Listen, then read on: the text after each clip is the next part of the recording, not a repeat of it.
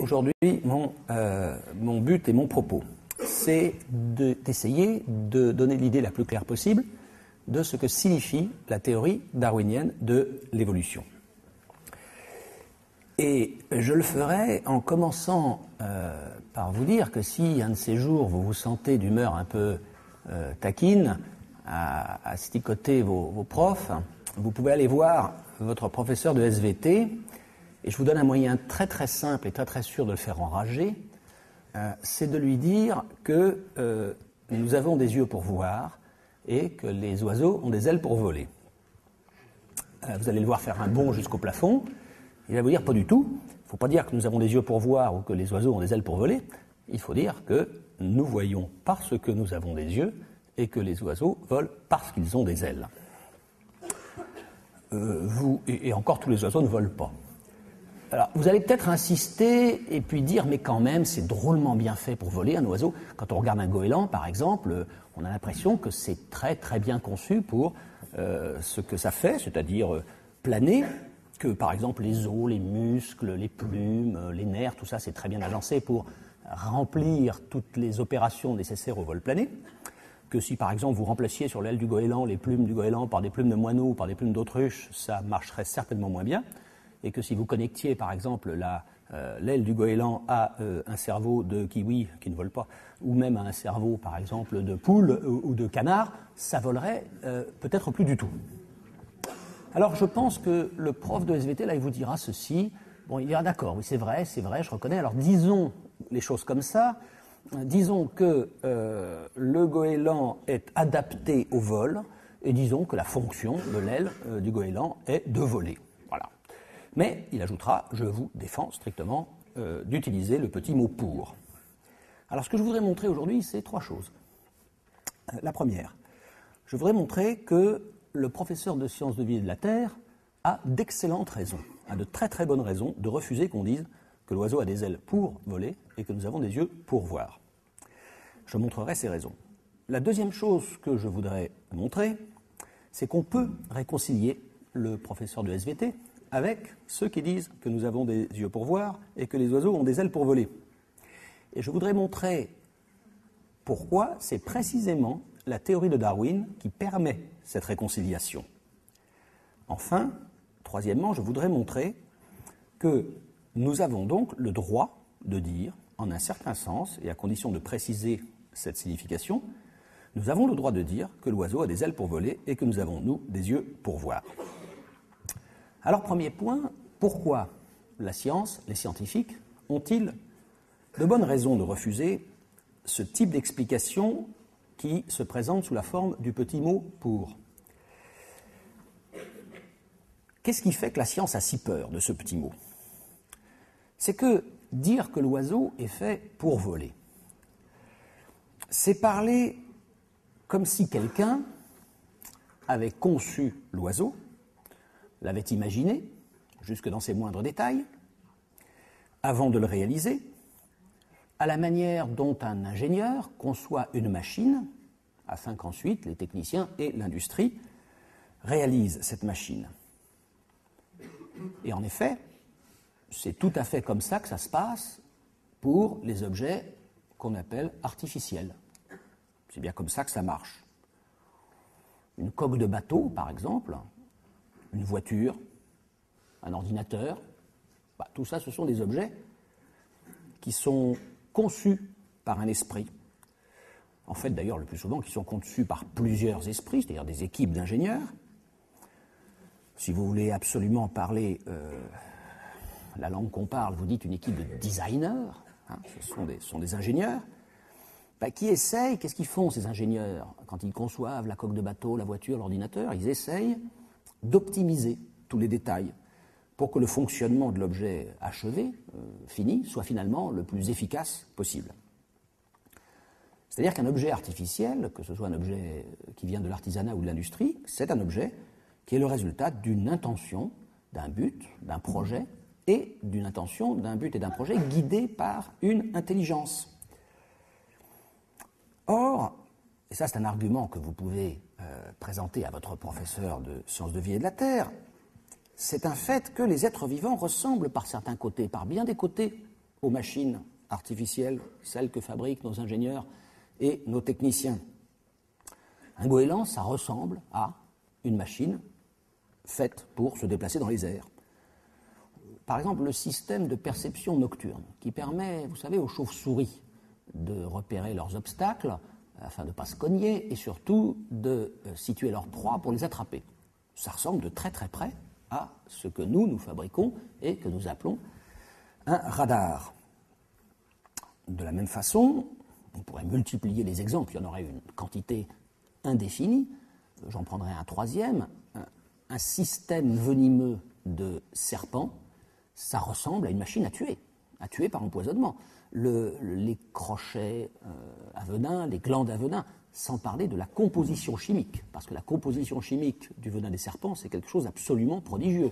Vous avez des venins neurotoxiques qui paralysent l'activité du système nerveux en agissant au niveau des synapses. Vous avez des venins hémolytiques qui brisent les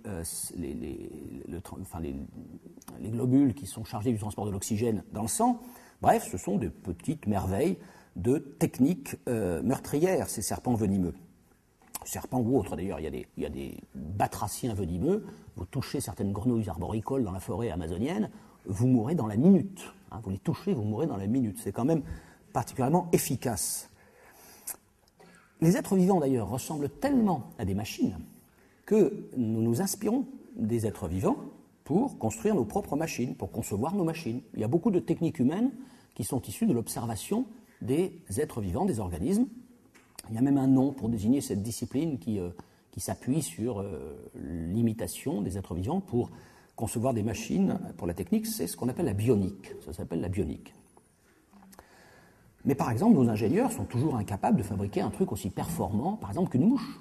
L'hélicoptère, c'est pas mal, c'est utile, c'est efficace, ça marche bien, ça remplit des fonctions intéressantes et ça rend des grands services, mais c'est très très loin d'être capable de faire ce que fait une mouche, ou une libellule, par exemple. Alors, dire que les oiseaux ont des ailes pour voler, ou dire que nous avons des yeux pour voir, c'est faire comme s'il y avait derrière les choses naturelles un ingénieur ou un designer, comme il y en a derrière une ampoule électrique, un MP3, un ordinateur ou quoi que ce soit. Ça, c'est ce qu'on appelle une explication finaliste.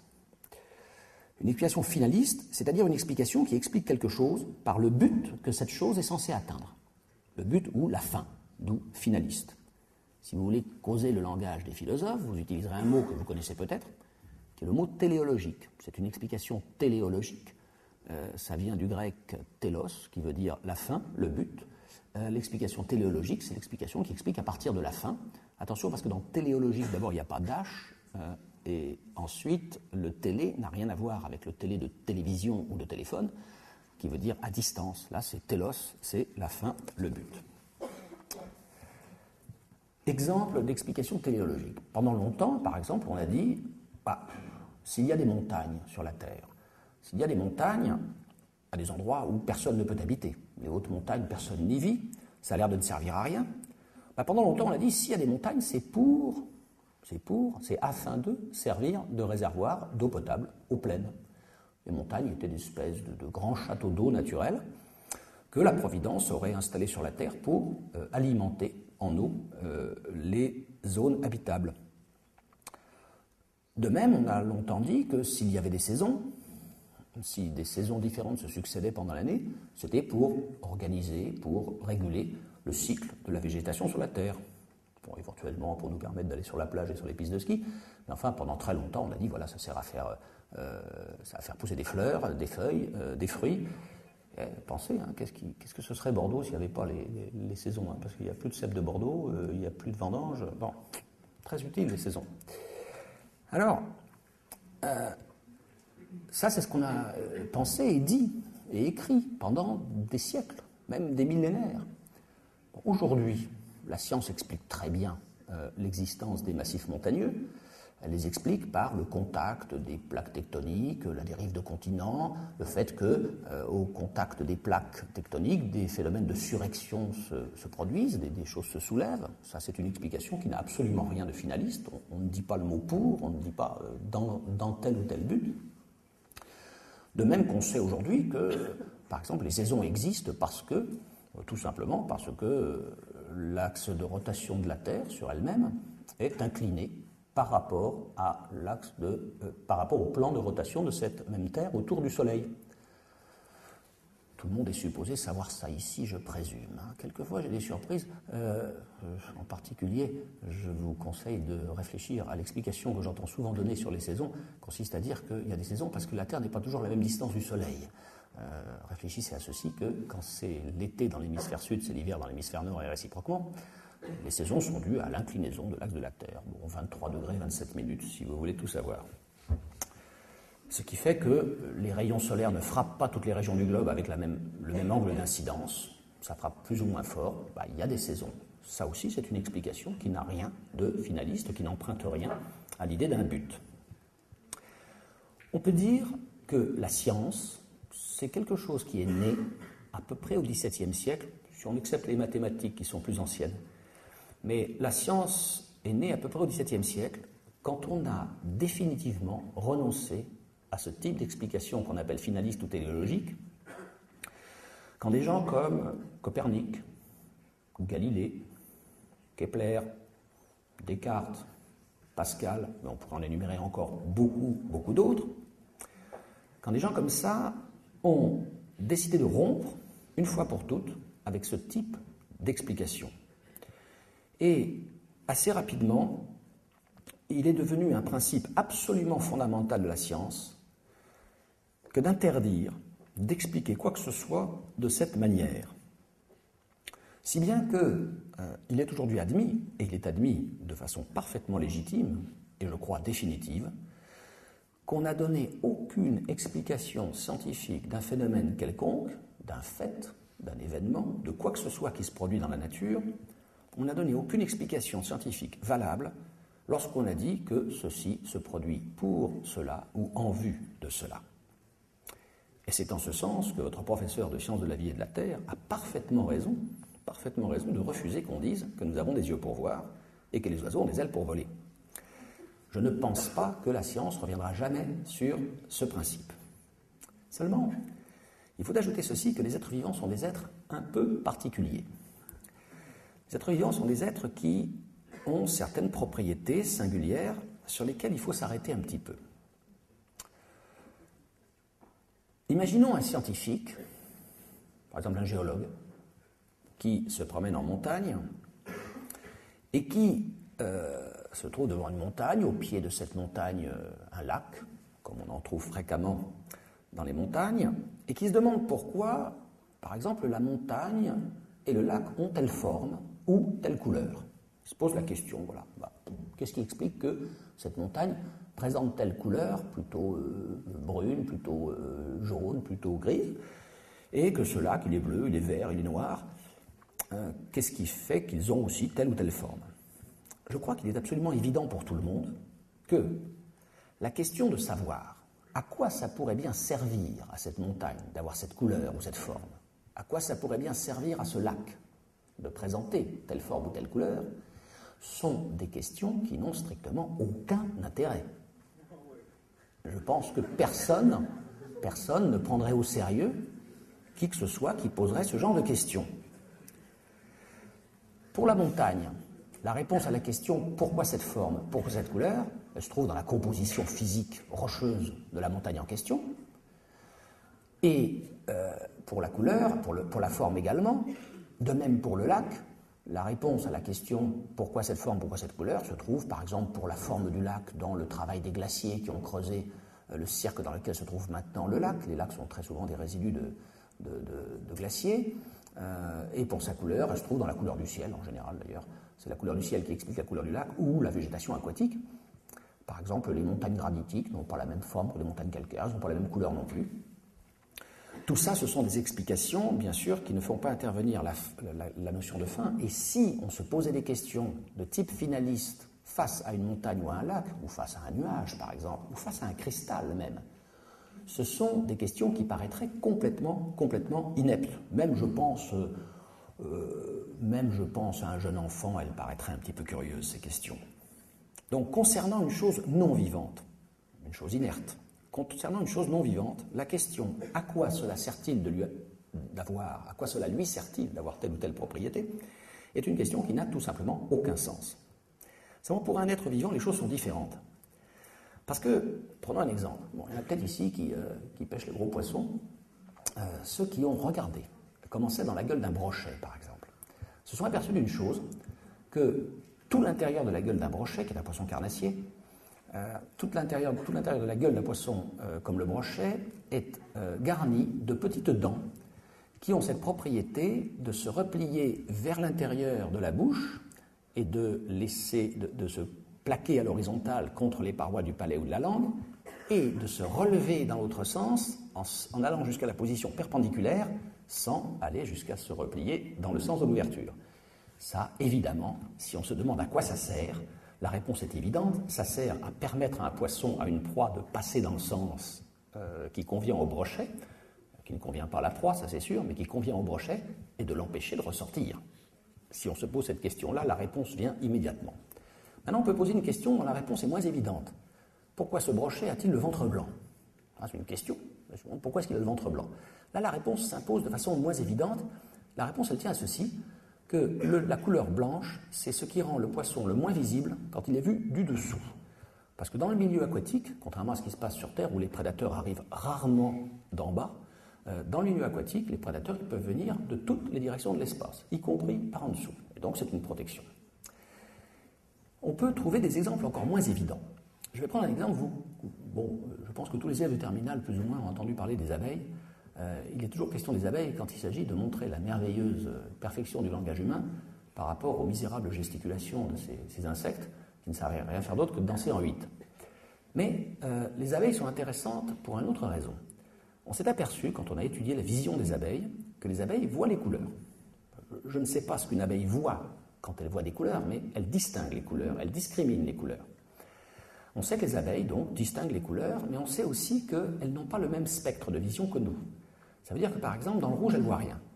Elles ne connaissent pas les longueurs d'onde correspondant au rouge. En revanche, les abeilles voient dans une zone où nous ne voyons rien, nous, elles voient en ultraviolet. Un objet qui est éclairé en ultraviolet, pour vous, il n'a pas de couleur spéciale. Les ultraviolets, vous ne les voyez pas, c'est ce qui vous permet de prendre des coups de soleil sans vous en apercevoir. Les abeilles, elles voient en ultraviolet. Alors on s'est posé la question, mais à quoi est-ce que ça peut bien servir aux abeilles de voir dans la zone de l'ultraviolet? Et on s'est dit, les abeilles, elles s'intéressent aux fleurs, elles ont un rôle dans la pollinisation, elles butinent, et on va regarder du côté des fleurs. Et on a photographié les fleurs avec des caméras, des pellicules sensibles à l'ultraviolet. Et là, surprise, qu'est-ce qu'on voit sur les fleurs? On voit des dessins en ultraviolet. Il y a, sur les fleurs, ou sur certaines fleurs, des dessins en ultraviolet. Il y a des motifs. Nous ne les voyons pas, puisque l'ultraviolet ne fait pas partie de notre spectre de perception sensible. Mais les abeilles, elles voient des dessins sur les fleurs en ultraviolet. Ça, c'est le type même de résultat qu'on a pu obtenir qu'en posant la question « à quoi bon ?» À quoi est-ce que ça lui sert? Question, je répète, qui n'aurait aucun sens pour un être non vivant. Je pense même que au fond, c'est peut-être ça qui permettrait de tracer la frontière entre ce qui est vivant et ce qui ne l'est pas. Je dirais qu'un être vivant, c'est un objet à propos duquel il est toujours intéressant de poser la question « à quoi cela lui sert-il d'être fait de telle ou telle façon, d'avoir telle ou telle propriété ?» Quand je dis que c'est toujours intéressant de poser la question, je ne dis pas qu'on aura toujours la réponse, mais c'est une question qu'il est toujours intéressant de se poser. Et on retrouve ici la proximité des êtres vivants avec les objets techniques. Quand Renault sort une nouvelle voiture, qu'est-ce qu'on fait chez Peugeot? On achète la voiture, et les ingénieurs de chez Peugeot, ils démontent la voiture. C'est peu dire qu'ils la démontent, ils la dissèquent, ils la décortiquent. Et ils vont se demander, tiens, pourquoi est-ce que Renault a mis le carburateur dans cette position bizarre, différente de la position qu'avait le carburateur sur le modèle antérieur? Pourquoi est-ce qu'ils ont utilisé pour telle pièce du plastique alors que nous, on utilise de l'acier? Cette opération, elle s'appelle ingénierie inverse. Il ne s'agit plus de savoir comment on va obtenir, quels moyens on va utiliser pour obtenir telle fin, pour atteindre tel but. Il s'agit de savoir, en présence du moyen, à quel but, à quelle fin ce moyen pourrait bien servir. On trouve pas. Si vous démontez votre ordinateur, Si vous demandez pourquoi tel fil passe par ici ou pourquoi telle pièce est disposée par rapport à telle autre de telle façon, vous n'aurez pas forcément la réponse en termes de finalité. Mais cette réponse, elle existe peut-être. Je ne dis pas qu'elle existe forcément d'ailleurs, mais elle existe peut-être. Seulement, il faut ajouter ceci. C'est que s'il est toujours intéressant de se poser la question « à quoi cela sert-il à tel être vivant d'avoir telle propriété ?», il n'y a pas forcément à cette question de réponse. Il y a même plus grave, c'est que cette question peut vous conduire à une mauvaise réponse, elle peut vous mettre sur une fausse piste. Je vais prendre deux exemples. Il y a, assez profondément enfoncé dans le corps des baleines, non visibles donc, de l'extérieur on ne les voit pas, il y a des espèces de petites ébauches, ou alors des restes, on ne sait pas trop, de pattes. Il y a des os de pattes dans le corps des baleines, mais ils sont enfoncés à l'intérieur de la chair, on ne les voit pas. Et à la question « à quoi est-ce que ça sert aux baleines d'avoir ça ?», la réponse est très, très, très probablement à rien. Un autre exemple, vous savez sans doute que les os du crâne sont... le crâne n'est pas un os unique, il est fait de plusieurs os qui sont joints par ce qu'on appelle les sutures. On s'est demandé à quoi pouvaient servir les sutures du crâne. Darwin lui-même s'était posé la question. Et on avait proposé cette réponse. On lui avait posé cette réponse, mais chez les mammifères vertébrés, l'enfantement se fait par accouchement et ça facilite sans doute le passage que le corps, la boîte crânienne du nouveau-né soit plus ou moins malléable, souple, du fait que ces sutures jouent le rôle de charnière. Et vous savez d'ailleurs que les sutures ne sont pas très très bien scellées chez les nouveau-nés et que le crâne du nouveau-né est encore mou. On se dit, bah oui, c'est pour faciliter le passage. Bah oui, mais manque de bol, c'est que les sutures du crâne, elles existent aussi bien chez les oiseaux.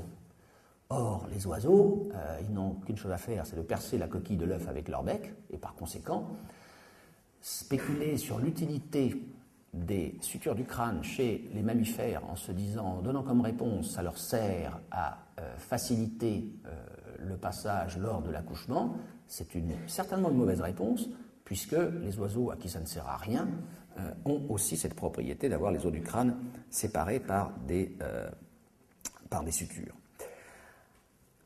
Alors, maintenant il faut se poser deux questions, qui sont les suivantes. Pourquoi la question « à quoi cela sert-il » est-elle une question intéressante pour les êtres vivants et pas pour les autres?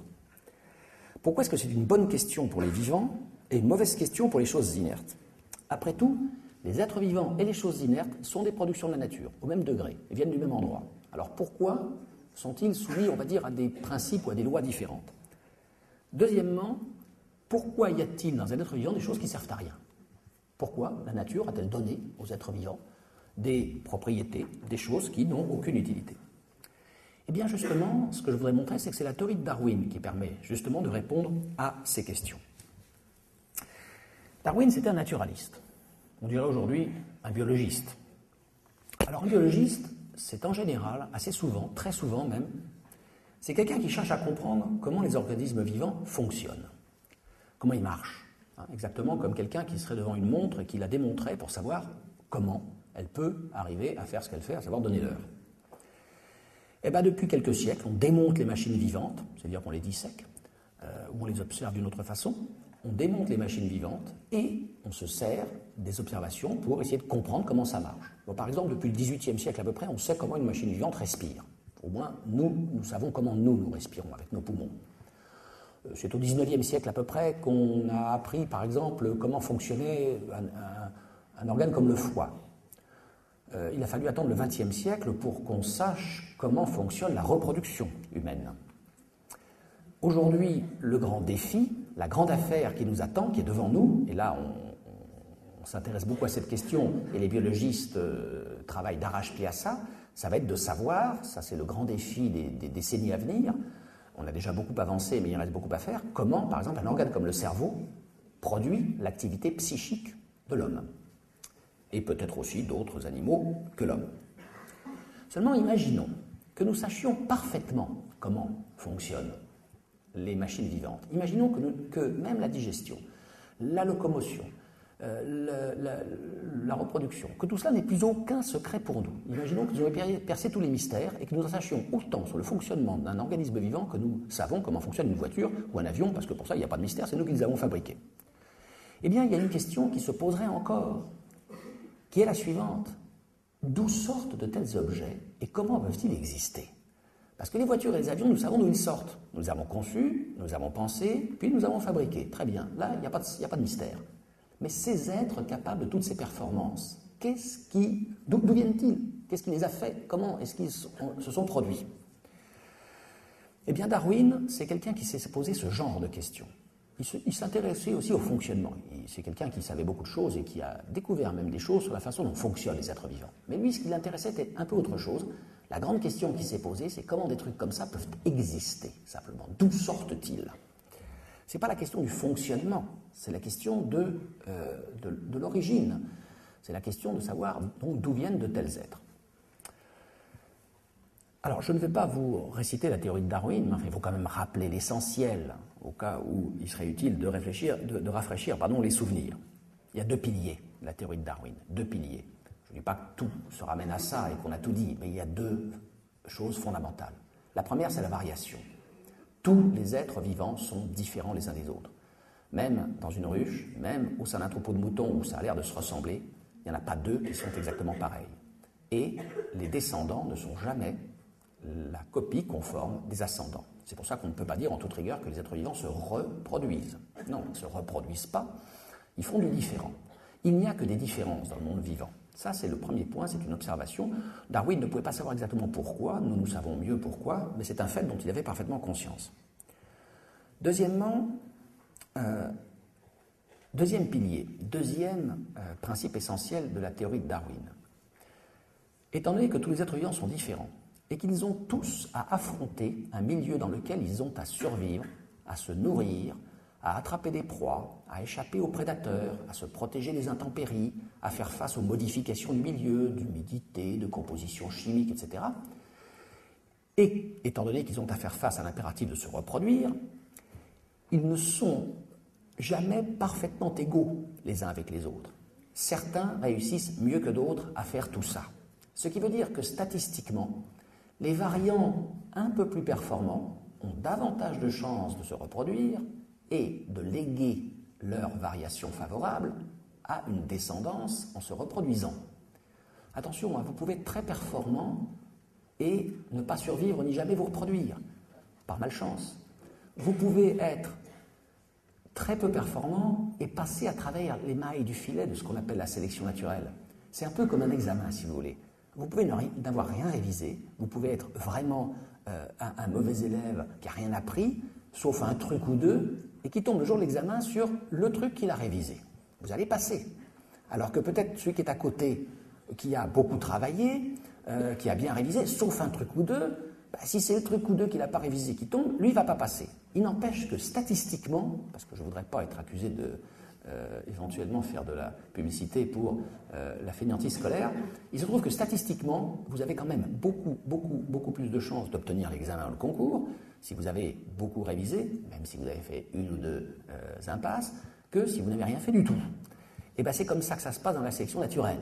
Ça se passe comme ça dans la sélection naturelle. C'est-à-dire que ce n'est pas toujours les meilleurs qui passent au travers de la sélection naturelle, mais c'est le plus souvent eux. Et donc, ainsi, de génération en génération, les variations favorables par rapport au milieu, ces variations favorables se transmettant aux générations futures, la sélection naturelle sculpte les êtres vivants. Je vais vous lire maintenant la seule citation de Darwin que je vous lirai d'aujourd'hui, qui est parfaitement explicite. Ça se trouve dans le chapitre 4 de l'origine des espèces.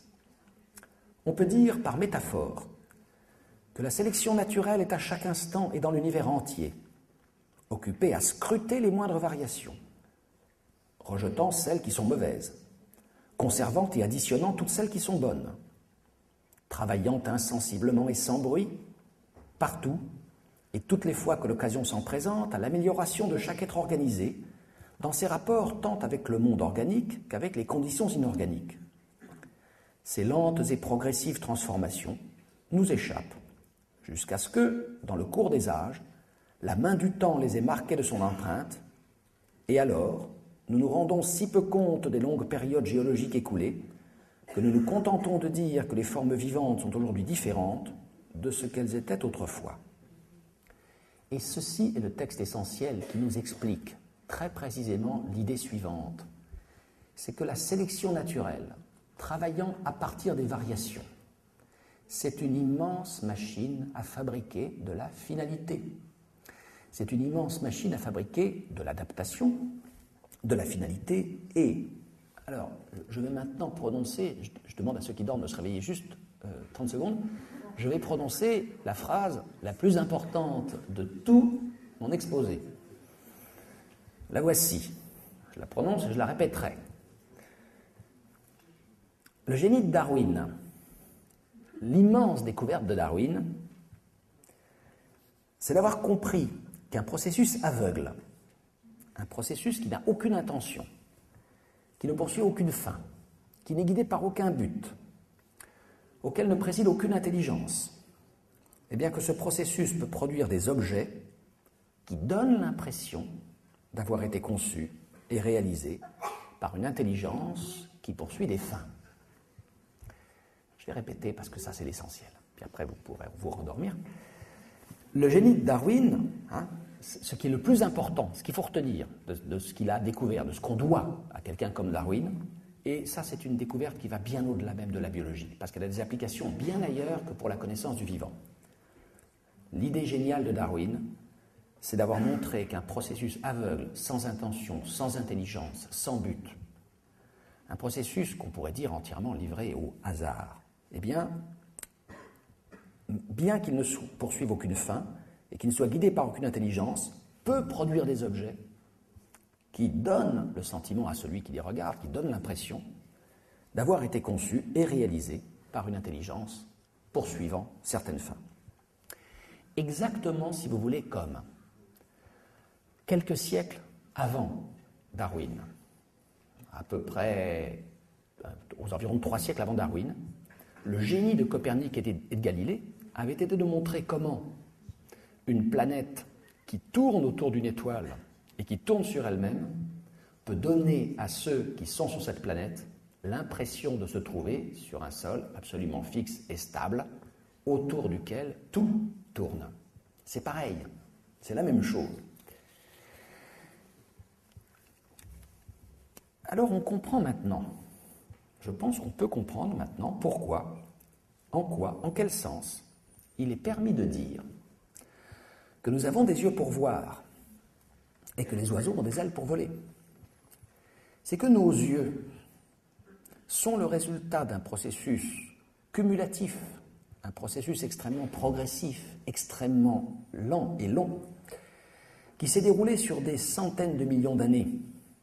Un processus au cours duquel la sélection naturelle est partie de dispositifs rudimentaires de sensibilité à la lumière, peut-être des cellules qui avaient une sensibilité photoréceptrice, et les a progressivement améliorés à proportion de l'avantage que présentaient pour ceux qui les possédaient ces dispositifs. C'est pas grand-chose de savoir distinguer le jour et la nuit, mais c'est quelque chose qui peut vous apporter un plus pour faire face aux exigences du milieu. C'est pas grand-chose d'être capable simplement de distinguer un mouvement, quelque chose qui passe, sans être capable de l'identifier. Mais ça n'est pas rien du tout non plus. Et l'évolution par sélection naturelle, elle a travaillé sur ces variations, sur ces possibilités dont disposaient certains êtres vivants, et il n'est pas très difficile d'imaginer, beaucoup moins difficile que ne le croient et que ne le disent certains, d'imaginer comment, avec un nombre de générations qui n'a même pas besoin d'être aussi grand que celui dont nous disposons avec l'âge des espèces vivantes et de la Terre, comment la nature a pu produire ces choses que sont aujourd'hui les yeux. D'ailleurs, on connaît, dans l'ensemble du monde vivant, on connaît un grand nombre d'organes photosensibles qui sont des variantes d'œil. On connaît des yeux qui sont parvenus à un niveau, on va dire, de perfectionnement optique très inférieur au nôtre. On en connaît aussi d'ailleurs qui sont capables de performances supérieures aux nôtres par certains aspects. Vous savez par exemple que les oiseaux de proie voient plus loin, mieux que nous. Pour les ailes des oiseaux par exemple, on sait que les plumes des oiseaux, qui aujourd'hui nous paraissent être des merveilles d'adaptation au vol, elles n'ont pas à l'origine été sélectionnées pour l'intérêt qu'elles présentaient pour le vol. Elles ont été retenues par la sélection naturelle pour des raisons qui tiennent au départ à leur propriété thermique. Le duvet, ça tient chaud. La plume s'est perfectionnée par l'effet de la sélection naturelle parce qu'elle avait la propriété de protéger ceux qui en portaient du froid. Et ensuite seulement, elle s'est révélée offrir des possibilités pour la sustentation dans l'air, et elle a été sélectionnée aussi pour ça, tout en continuant d'ailleurs de jouer un rôle thermique, puisque vous avez observé les oiseaux quand il fait très froid, ils se gonflent, ils sont chauds, et c'est pour ça que nous faisons des vêtements en duvet. Je vais lire quelques lignes très brèves d'un livre qui avait été écrit il y a fort longtemps, 40 ans, 1970, Jacques Monod, l'un de nos prix Nobel de médecine, en 1965, un livre qui s'appelle « Le hasard et la nécessité ». Et il écrit ceci. Et là, ce que je vais dire s'adresse autant aux professeurs qu'aux élèves. Je parle aux professeurs de sciences de vie de la Terre. Les êtres vivants, je cite Jacques Monod, sont des objets doués d'un projet. C'est Monod qui souligne. Doués d'un projet, qu'à la fois ils représentent dans leur structure et accomplissent par leur performance. Et Jacques Monod ajoutait ceci. Plutôt que de refuser cette notion, ainsi que certains biologistes ont tenté de le faire, il est au contraire indispensable de la reconnaître comme essentielle à la définition même des êtres vivants. Nous dirons que ceux-ci se distinguent de toutes les autres structures, de tous les systèmes présents dans l'univers, par cette propriété que nous appelons la téléonomie. La téléonomie, ça veut dire, c'est du grec encore, télos la fin, nomos la loi. La téléonomie, c'est la propriété d'un être vivant dont la loi de constitution, dont la loi de fabrication obéit à une fin. C'est pour ça que je dis que nous avons parfaitement le droit de dire qu'un oiseau a des ailes pour voler, que nous avons des yeux pour voir, et que ça ne sert absolument à rien de remplacer le pour par fonction ou par adaptation, parce que je mets ici qui que ce soit au défi, élève ou professeur de sciences de la vie et de la Terre, de définir le mot de fonction sans utiliser le mot pour ou sans utiliser les formules finalistes. J'ai ici, bon je vous la lirai si vous voulez après, pour ne pas allonger, je ne vais pas la lire maintenant, j'ai la définition de Claude Bernard de la fonction, mais elle est bourrée, remplie de termes qui sont finalistes. La fonction, le mot de fonction est finaliste. Si je dis que le goéland est adapté au vol, mais le ad en latin ici veut dire pour, adapté ça veut dire apte pour. Et maintenant on comprend pourquoi il est légitime de poser toujours la question à quoi ça peut bien servir à cet être vivant de posséder ceci ou cela. C'est qu'il est toujours permis de supposer, je dis bien de supposer, je ne dis pas d'affirmer, il est toujours permis de supposer qu'une propriété observée a été sélectionnée par la sélection naturelle pour l'intérêt qu'elle présentait. Cette question ne conduit pas toujours à la bonne réponse. Elle peut conduire à une fausse réponse ou il peut ne pas y avoir de réponse. Par exemple, si vous demandez à quoi servent les sutures du crâne, la réponse c'est très probablement à rien. Si vous demandez pourquoi, par exemple, les baleines ont des ébauches de pattes cachées dans le corps, la réponse, c'est pas parce que ça sert à quelque chose, ce sont des restes du temps où les baleines étaient d'autres animaux, ce sont des vestiges qui viennent des ancêtres des baleines, à qui ces pattes étaient utiles et chez qui elles étaient fonctionnelles. Ça reste, c'est resté, c'est là pour rien, ce sont, si vous voulez, des résidus de l'évolution, des traces ancestrales. Si vous demandez par exemple, ça je ne sais pas si vous le savez, mais les cornes de certains mammifères, les mouflons par exemple, ou la coquille de ce très beau coquillage qu'est le nautile, eh bien elles sont enroulées selon une courbe mathématique et une spirale logarithmique. À quoi ça sert qu'une corde soit enroulée selon une spirale logarithmique, ou la coquille d'un coquillage? Réponse, à rien. Si c'est enroulé de façon, en suivant cette courbe mathématique, c'est pour une raison simple, qui est purement mécanique, qui est une loi physique de la constitution d'objets qui croissent sous la forme spiralée. C'est tout. Ça ne sert à rien, la forme logarithmique. Rien. Probablement. Il faut toujours être un peu méfiant quand on dit que ça ne sert à rien. Mais il n'y a probablement aucune utilité. Pour le biologiste, la question « à quoi ça sert ?» c'est exactement l'équivalent de ce qu'est la question « à qui profite le crime ?» pour le policier ou pour le juge. Vous êtes devant un meurtre. Vous allez vous demander, tiens, qui est-ce qui hérite de la fortune de ce bonhomme? Ça peut vous conduire à l'assassin. Ça peut vous conduire tout à fait à quelqu'un qui n'est pour rien. C'est une question que le policier ou le juge doit toujours se poser. Mais c'est une question à laquelle il n'a pas le droit de supposer qu'elle va lui donner, dont il n'a pas le droit de supposer qu'elle va lui donner immédiatement la bonne réponse. En biologie, c'est pareil. On se demande toujours à quoi sert ce truc. Bon, par exemple, l'appendice. L'appendice qui oblige certains à se faire opérer pour se faire enlever ce truc-là. À quoi ça sert? Bon, apparemment, ça ne sert à rien, mais après tout, peut-être, je ne suis peut-être même pas au courant, peut-être qu'on a découvert un usage de cette chose-là. Quel en est le statut, on ne sait pas, mais il faut toujours se poser la question à quoi sert tel dispositif. En fait, pour conclure, je vais vous dire, moi, pourquoi le prof de SVT, il pousse des hauts cris quand vous lui parlez en utilisant le mot pour.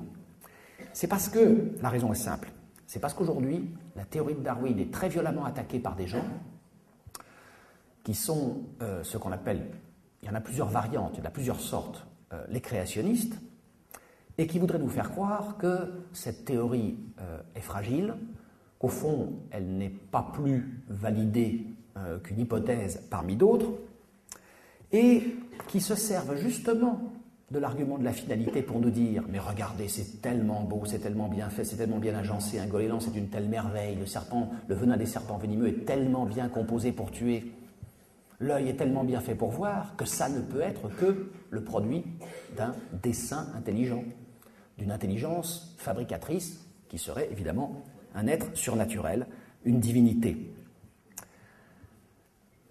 La science n'a pas à dire si Dieu existe ou non. Ce n'est pas son boulot. Et quand je dis si j'ai des yeux, c'est parce que Dieu a voulu que je voie, je dis peut-être quelque chose de vrai. C'est possible.